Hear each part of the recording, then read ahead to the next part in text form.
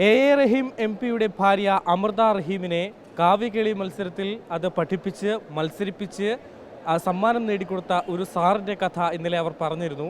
ഒരു സുനിൽകുമാർ സാറ്. ആ സുനിൽകുമാർ സാറാണ് ഇന്ന് നമുക്കൊപ്പം ഉള്ളത്. സാറേ, എങ്ങനെയായിരുന്നു ഈ ഒരു ഇതിലേക്ക് എത്തിയതും എങ്ങനെയായിരുന്നു തുടക്കം? ഞാൻ ഹൈസ്കൂളിൽ അധ്യാപകനായി എൻ്റെ സർവീസിൻ്റെ തുടക്കത്തിൽ അന്ന് ഈ അമൃത റഹീം എന്ന് പറഞ്ഞ എൻ്റെ കുട്ടി, അവൾ വളരെ സജീവമായി പദ്യം ചൊല്ലുകയും പ്രസംഗിക്കുകയൊക്കെ ചെയ്യുന്ന കുട്ടിയായിരുന്നു, എൻ്റെ ക്ലാസ്സിലെ കുട്ടിയായിരുന്നു.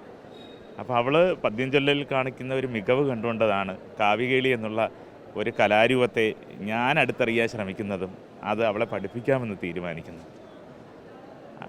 ഭാഷാവൃത്തത്തിലുള്ള കാവ്യഖണ്ഡങ്ങൾ കൊണ്ടിട്ടുള്ള ഒരു വിനോദ മത്സരമാണ് കാവ്യകേളി എന്ന് പറയുന്നത്. അപ്പോൾ അത് 9ാം ക്ലാസ്സിൽ അമൃത പഠിക്കുമ്പോൾ വിദ്യാരംഗം കലാസാഹിത്യവേദിയുടെ ഭാഗമായിട്ടാണ് നമ്മൾ ഈ ഒരു ക്ലബ്ബ് തുടങ്ങുന്നത്. 4-5 കുട്ടികൾ അന്ന് ക്ലാസ്സിൽ മത്സരിക്കാനുണ്ടായിരുന്നു. മത്സരിക്കാനല്ല, പഠിക്കാനുണ്ടായിരുന്നു. അത് ഏറ്റവും മികച്ച രീതിയിൽ ചൊല്ലുന്നത് അമൃതയായിരുന്നു. അമൃതയെ അന്ന് പഠിപ്പിച്ചു കൊണ്ടുവന്നൊരു സുനിൽ മാഷുണ്ട്. ആ സുനിൽ മാഷിന്റെ ടീം ഈ കലോത്സവത്തിന് വരുന്നുണ്ട്. ഞാനാണ് ആദ്യത്തെ കുട്ടി. വീണ്ടും അസുദീനമതൻ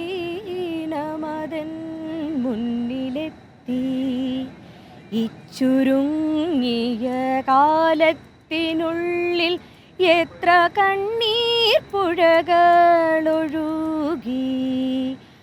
അത്തലാലം വീർപ്പിട്ടെത്ര കാമുക ഹൃത്തടം പൊട്ടി കാലവാദമടിച്ചെത്ര കോടി ശ്രീലപുഷ്പങ്ങൾ ഞെട്ടറ്റുപോയി.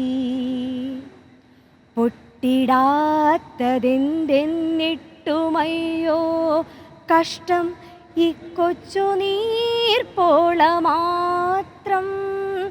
ദുഃഖചിന്ത മതിയേവം ഞെക്കിടായ നീ എൻ മൃദുചിത്തം. പഠിപ്പിച്ച ഏതെങ്കിലും ഓർമ്മയുണ്ടോ? പിന്നെ അന്ന് ധാരാളം പഠിപ്പിച്ചിട്ടുണ്ട്. ആദ്യം പഠിപ്പിച്ചതിൻ്റെ ഓർമ്മ വള്ളത്തോളിൻ്റെ പണ്ടത്തെ പാട്ടുകൾ എന്ന് പറഞ്ഞ കവിതയിലെ 8 വരികളാണ് ആദ്യം. അത് ഒന്ന് ചൊല്ലാവോ? നമ്മുടെ മാതാവു കൈരളി പണ്ടൊരു പൊന്മണി പൈതലായി വാണകാലം, യാതൊരു ചിന്തയും ഇല്ലാതെ കേവലം ചേതസ്സി തോന്നിയ മാതിരിയിൽ ഏടലർ ചെങ്കാൽ ചിലങ്ക കിലുങ്ങുമ റോഡിക്കളിച്ചു രസിച്ച കാലം, പെറ്റമ്മ തന്നോട് വെൺമുലപ്പാൽ തീരെ പറ്റിയിട്ടില്ലാത്ത പൂങ്കണ്ഠത്താൽ പാടിയിരുന്ന പഴങ്കഥ പാട്ടുകൾ പാൽക്കുഴമ്പല്ലോ കിട്ടിനെല്ലാം.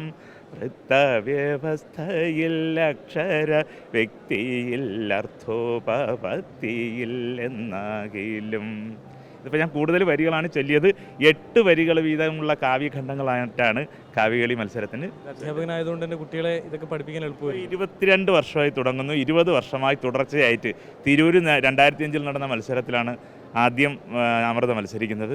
പിന്നെ ഇപ്പോൾ തിരുവനന്തപുരം വരെ 2025 വരെ തുടർച്ചയായിട്ട് 1-ലധികം കുട്ടികൾ മത്സരിക്കുന്നുണ്ട്. പിന്നീട് അക്ഷരശ്ലോകത്തിലും പിറ്റേ വർഷം തൊട്ട് കുട്ടികളെ പങ്കെടുപ്പിക്കാൻ തുടങ്ങി. അതിൽ ദേവി വിദ്യാധർ എന്ന് പറഞ്ഞ കുട്ടി അടുത്ത വർഷം അക്ഷരശ്ലോകത്തിൽ പങ്കെടുത്തു. പിന്നീട് രോഹിണി. പിന്നെ ഈ വർഷം എൻ്റെ മകളായിരുന്നു ഹയർ സെക്കൻഡറിയിൽ മത്സരിച്ചത്. ഹൈസ്കൂളിൽ ആദിത്യൻ എന്ന് പറഞ്ഞ് പുനലൂർ NSV വാളക്കോട് HSSലെ ഒരു കുട്ടിയാണ്. കാവ്യകേളിയിൽ തിരുവനന്തപുരം ജില്ലയിൽ നിന്നും കൊല്ലം ജില്ലയിൽ നിന്നും കുട്ടികളുണ്ടായിരുന്നു. ഇന്നലെയും വിളിച്ചിരുന്നു. റിപ്പോർട്ടറിൽ തീർച്ചയായിട്ടും പോകണമെന്ന് എന്നോട് പറഞ്ഞിരുന്നു. സാറ് അത് മിസ് ചെയ്യരുതെന്ന് പറഞ്ഞു. ഇന്നലെ ഞാൻ വന്നിരുന്ന ചാനലിൻ്റെ മുമ്പിൽ കുറേയേറെ സമയം നല്ല തിരക്കായിരുന്നു. അപ്പോൾ പിന്നെ കയറാൻ ബുദ്ധിമുട്ടായതുകൊണ്ട് ഇന്നലെ കുട്ടികളെല്ലാം അങ്ങ് പോയി. ഇപ്പോൾ എൻ്റെ കൂടെ ഇന്നലെ മത്സരിച്ച കുട്ടികളാരുമില്ല. അതിൻ്റെ ഒരു വിഷമം എനിക്കുണ്ട്. അക്ഷരശ്ലോകം ചെയ്യുമ്പോഴും നമ്മൾ ഇതുപോലെയുള്ള സംസ്കൃത വൃത്തത്തിൽ എഴുതിയ ശ്ലോകങ്ങളാണ് ചൊല്ലുന്നത്. 4 വരിയിൽ അർത്ഥം പൂർത്തിയാകുന്ന ശ്ലോകങ്ങളാണ് അക്ഷരശ്ലോകത്തിന് ചെയ്യുന്നത്.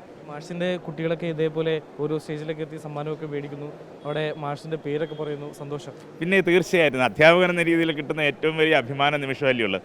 ഇവിടെ ഇപ്പോൾ എൻ്റെ ഈ ഇൻ്റർവ്യൂ കണ്ടുകൊണ്ട് എൻ്റെ അധ്യാപകൻ, എൻ്റെ 9ാം ക്ലാസ്സിലെ അധ്യാപകൻ ഇപ്പം മുമ്പിൽ തന്നെ നിൽപ്പുണ്ട്. അത് നമുക്ക് അധ്യാപകരെന്ന രീതിയിൽ വളരെ സന്തോഷം നൽകുന്ന ഒരു കാര്യമാണ്. ഞാനും സാറും യഥാർത്ഥത്തിൽ അന്ന് അമൃത അവിടെ പഠിക്കുമ്പോൾ ഞാനും സാറും അതേ സ്കൂളിലുണ്ടായിരുന്നു. സാറിൻ്റെ കൂടെ ഞാൻ ജോലി ചെയ്യുകയും ചെയ്യുന്നു. സാറിൻ്റെ പേര് സാഗരൻ എന്നാണ്. സാർ റിട്ടയറായി ഇപ്പോൾ തിരുവനന്തപുരത്ത് തന്നെ താമസിക്കുക.